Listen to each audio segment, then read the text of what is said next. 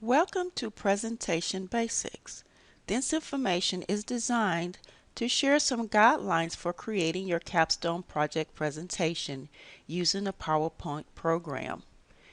When you have finished the project presentation, you should demonstrate a clear picture of your journey with the Service Learning Capstone project.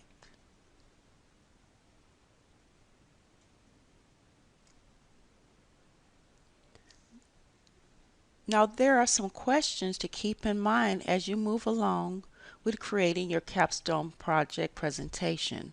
Now, here's the first one. How do I get creative with my presentation? You can include elements of the lectures, articles, and publications, putting them in bullet form. Why? Because it's easier to use and it's easier on the eyes as well. You should have at least 25 slides. You should be reflecting on what you have found in the project, sharing key highlights with the bullets. Also remember to use APA format, placing citations on the slides itself when necessary. Now, what do you mean by notes? You should use the notes section to serve as your narrator for your presentation. It helps the presenter to point out key information about the presentation as well as sharing some clues or transitions. You should not use the notes section as for just reminders. It should explain in more detail each aspect of your bulleted details. You can also use the notes section to share personal stories or examples here. You can also include graphs, charts, tables if necessary to explain any results or data you have run across during your capstone project.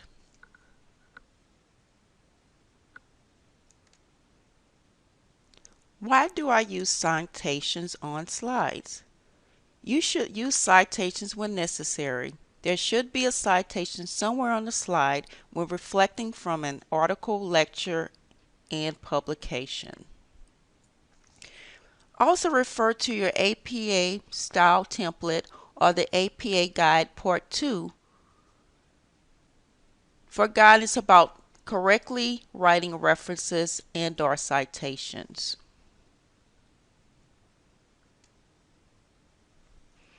Now, what if I wanted to use clip arts and graphics? You can use clip art to add some life to your presentation. Other special effects are appealing but not required.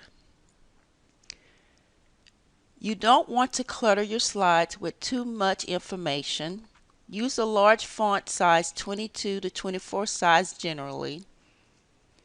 One way to test your font size is to run your slideshow. If it's difficult to read, chances are you probably need to increase the font size and include major details in the notes section. You also don't want to clutter your slide with too many graphics. It actually deters from the overall purpose of the presentation. What about presentation delivery? When delivering a presentation, keep these things in mind. You're sharing some information that is important to the audience, your professor, instructor first and foremost, but also think in terms of another audience, a larger audience. You want to be organized in your thoughts so that the presentation can be easily followed. One way to do that is to create an outline first before even starting your presentation. Then you'll have an idea what you want to talk about from the beginning, and it keeps you on target and on topic.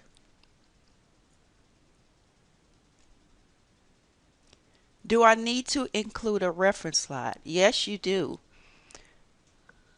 And you should also use the APA guide or other items for publications and online articles, books, and more.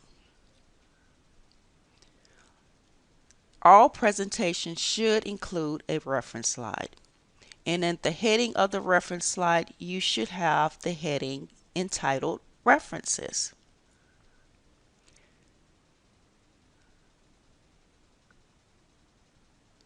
Generally, presentations follow certain objectives, and you can keep the three letters in mind. PIE. The P is to persuade. The I is to inform. The E is to educate or share items or ideas as well as finding. Can you have too many slides? Yes. But gauge yourself when you're developing your presentation and having between 24 to 30 slides. You can't have too many slides. So let's just go with 24 to 30. Can you have too many graphics? Yes, you can. Use some discretion and don't let your graphics overshadow the content or overall tone of your presentation. You also want to make sure you run a spell check on your presentation. Even if it's just a visual, take a look and make sure that your spellings and you have capitalized letters, just to make sure that everything is looking nice, neat, and polished. Now, get creative with this.